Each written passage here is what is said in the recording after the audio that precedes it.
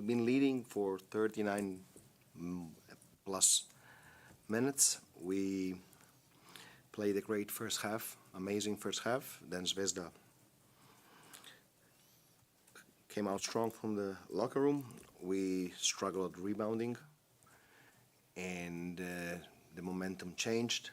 But still, we managed to keep 5, 6, 7, 8, 9, 4 points of advantage. Then I believe that the game entered in a very... It was very difficult to have rhythm because it was instant replay 10 times, a lot of contacts, but then we managed to have a 3-point advantage because Francisco was very good in reading the advantages on offense, beating his man, making passes. 11 seconds to go, and I said that we had to make foul on the dribble, and Bryant made a big mistake because the ball went inside to Plavšić, and this is a very good situation where you should spend a foul. And then Allen made a mistake because there was another chance to make a foul, and they tied the game with 1 second. So then you have to do the third run, the third effort to win the game, and we execute well our side inbound, short clock side inbound, and Bryant wanted to give back and score an unbelievable basket. The play was well executed, but then one thing to execute the play, another thing is to put the ball in the basket. He did it, and I believe that we deserve the win. It was not our best game, but we are grinding, grimy game against a very strong opponent, very smart, very experienced, but we're commenting a win, a good win. Coach, a couple of questions from Žalgiris Insider subscribers, and the first question goes, what did you think when Bryant released the ball and he shot the last shot?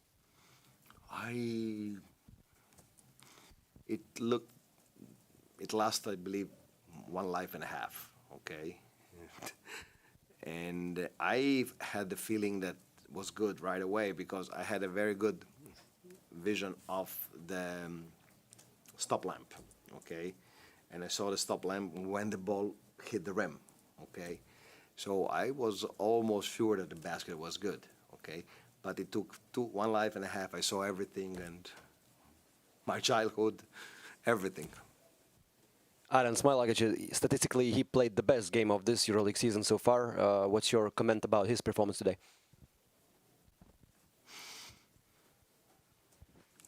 He was good.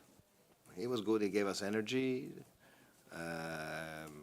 finished well around the rim, and he was, I saw from the beginning, his eyes were different. He was in the game.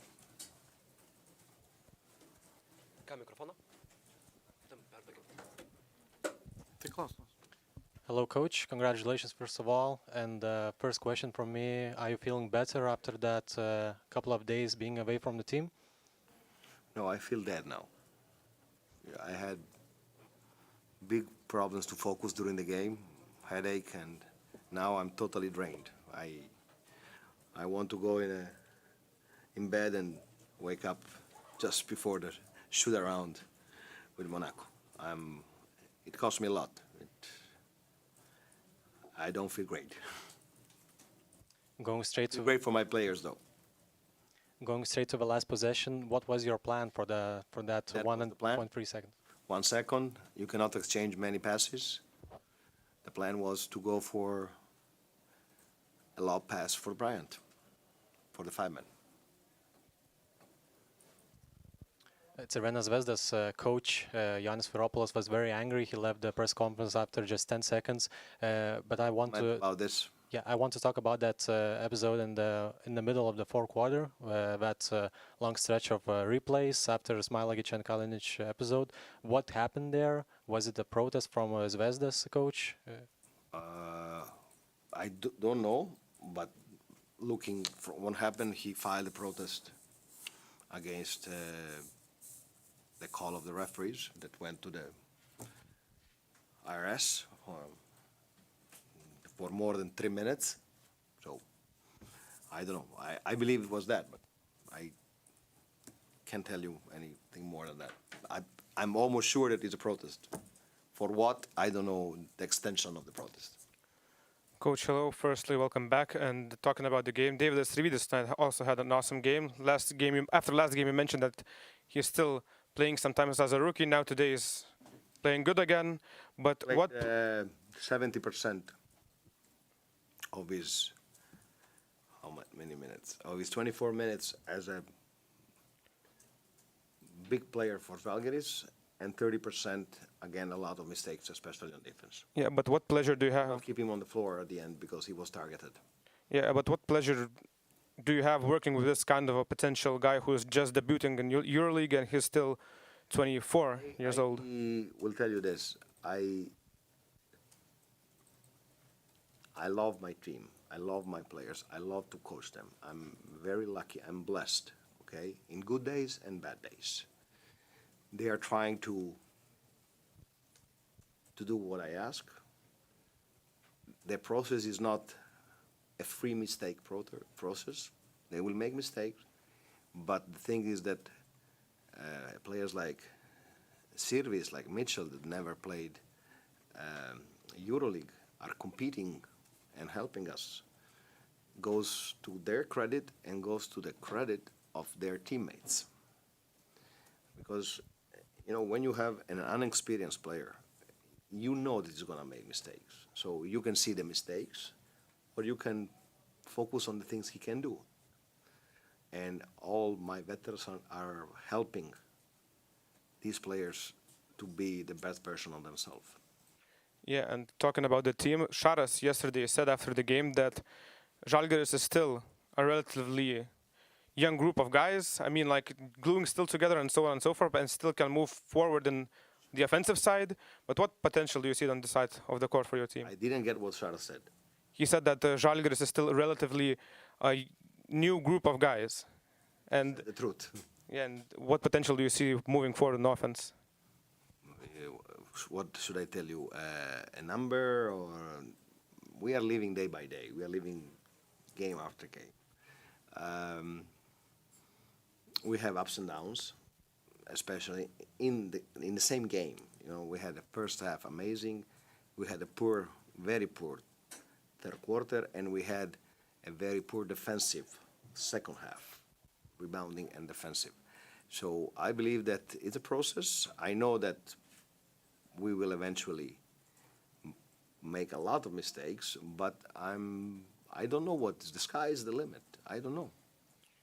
Yeah, and after last game in the conference, you mentioned that you're not talking about the standings. I don't have a clue. Yeah, but what does the start to the team mean to you as a person, as a coach, and what does the start of this EuroLeague season mean to you? The start, and after the start, there is something coming.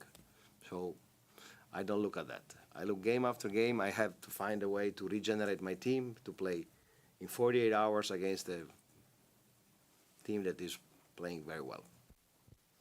Coach, speaking about moving forward in offense, you started the season with 8 assists, and step by step, every game this number improved, and today it's 21, and the biggest one. So have you been worried about this number before, and how can you describe this improvement? I'm never worried. Worry is not for a coach. You can see the problem, and you can decide if you are part of the problem or part of the solution. We will never be a team that will play by the book. But we will be a team that in some moments plays with relentless energy. I believe that from that you can build something. How good? I don't know. So I address the thing about the creation, but it's not just creation. Creation starts from good execution, discipline, and spacing. And then you work on that day after day. But our growth, our improvement is not like this. Will be always like this. It's not a linear line. We made a step. For example, we were very good in the first half defensively, very bad in the second half. So the most difficult thing for me is to put the things together. To have, if you imagine the players, you have 12 small LED, okay, and I will be happy when I will have 12 green LED at the same time. Now we have 3, 2, something green, something orange, something yellow, something red, okay, and this is because it's the beginning of the season and we are a relatively new group. But I want 12 green lights online, connected. I want to double check this. Are you aware that you have a possibility to put a protest during the game? Is it somewhere in the rule book? But I have to have a reason to put a protest. So every coach can do it? Every coach can do this? This is only the coach can file a protest. During the game? During the game. Also, I wanted to ask about Smilagic. You were angry with him after the last 3-point of McIntyre? I'm more angry with Bryant. Also with Smilagic it appeared. Yes, but Bryant is 38. But you put Smilagic against the shooter also in the end of the second quarter against Nedovic, right? And he allowed to. So what's the idea? Because it's obvious that smaller guys are quicker, so it will be hard for him to catch them. Maybe I'm just bad coach. You need to explore things. You need to be creative. You need to. When you play against teams that are so experienced, they saw everything. I believe that I will keep doing that, and I believe that in a couple of months, he will be good about that. I'm pretty much sure. But if you don't try one thing, you will never have it. So I'm ready now to swallow all the mistakes. It's part of my job. Coach, one more question. Tautvydas Sabonis stepped into your shoes during your absence. How did he do? Say it again. Tautvydas Sabonis stepped into your shoes during your absence. How did he do?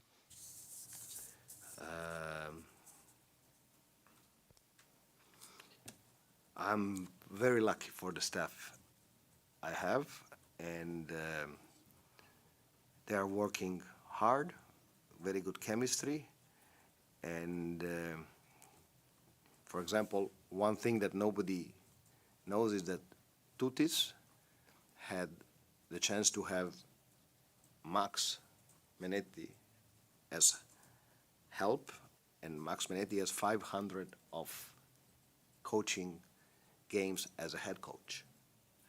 So we don't look at one person. We look as a team, okay? I would be a worse coach without them, okay? And if I'm not there, they have all the tools to run the team with their talent.